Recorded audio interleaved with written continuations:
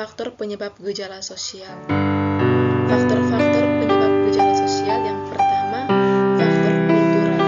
Faktor kultural ini bisa bermula dari nilai-nilai yang tumbuh dan berkembang dalam lingkungan masyarakat ataupun komunitas. Kemudian hal ini membentuk pola pikir setiap orang yang ada di lingkungan tersebut. Berikut ini merupakan beberapa contoh gejala sosial yang disebabkan oleh faktor kultural. Yang pertama, kemiskinan. Yang kedua, kerja bakti. Yang ketiga, gotong royong. Dan yang keempat, perilaku penyimpanan.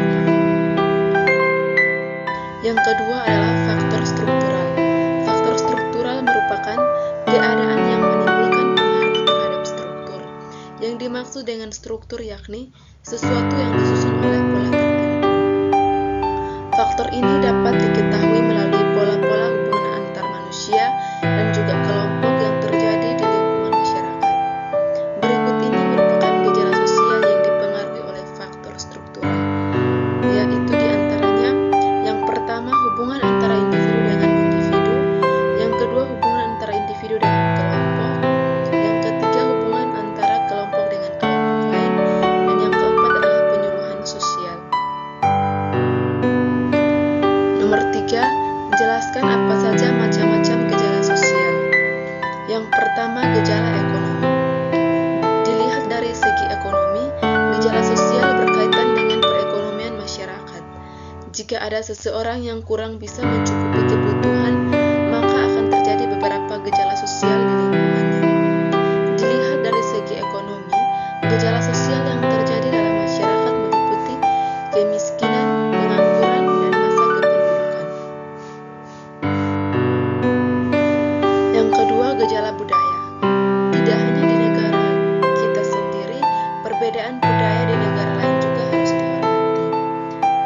Keragaman budaya di sekitar kita dapat menyebabkan timbulnya gejala sosial seperti tindakan peniruan budaya asing yang negatif serta kenakalan remaja. Yang ketiga, gejala lingkungan alam. Gejala sosial dalam lingkungan alam menyangkut aspek kesehatan.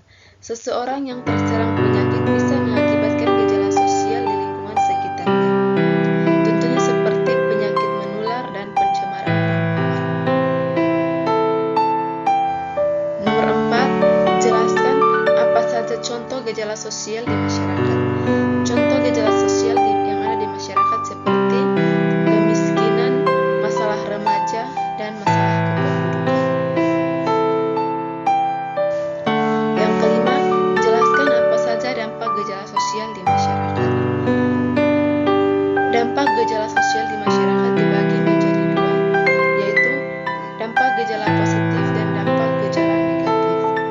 Yang pertama adalah dampak positif gejala sosial, yaitu terdapat potensi munculnya nilai dan norma baru, di mana gejala sosial bisa menjadi penanda bahwa ada nilai dan norma masyarakat yang sudah ketinggalan zaman. Artinya, nilai dan norma yang telah ada sebelumnya dan tidak lagi menjawab kebutuhan yang ada di tengah masyarakat, atau dengan kata lain sudah tidak konseptual, sehingga munculnya gejala sosial yang diharapkan dapat memunculkan nilai norma baru yang sesuai dengan perkembangan zaman. Yang kedua, adanya upaya mewujudkan kesetaraan gender. Perkembangan zaman di masyarakat akan meningkatkan kesadaran bahwa laki-laki dan perempuan memiliki hak asasi yang sama sebagai manusia. Yang ketiga, adanya diferensiasi struktural. Diferensi struktural ini mengacu pada berkembangnya lembaga-lembaga sosial baru. Berbagai macam kebutuhan di masyarakat yang semakin kompleks membutuhkan wadah dan lembaga baru untuk memenuhi kebutuhan tersebut. Yang keempat, tingkat pendidikan formal semakin tinggi.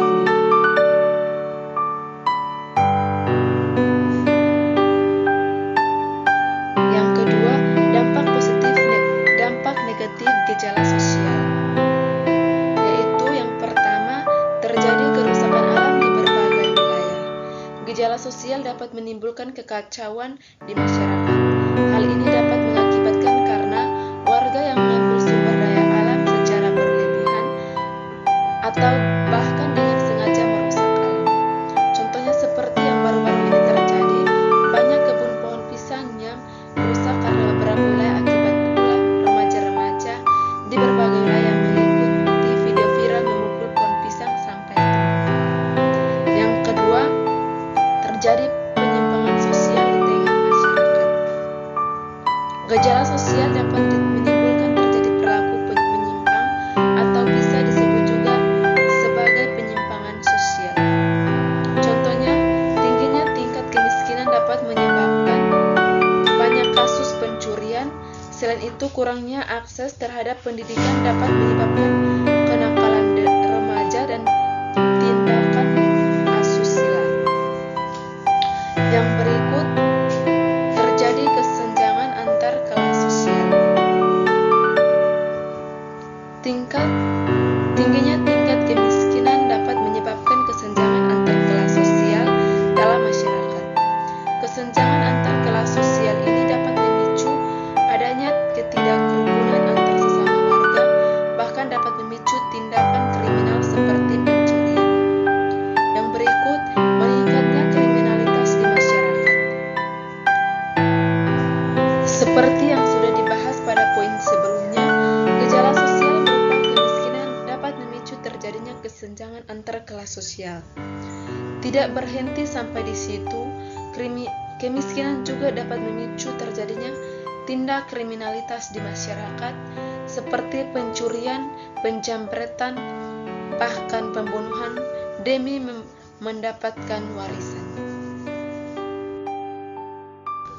Yang keenam, bagaimana hubungan gejala sosial dengan pendidikan? Konsep sosiologi dapat lebih membantu masalah pendidikan sebab sosiologi memiliki alat-alat dan teknik ilmiah untuk mempelajari pendidikan dan memberi sumbangan berharga pada sistem pendidikan dan masyarakat. Baik, inilah sedikit penjelasan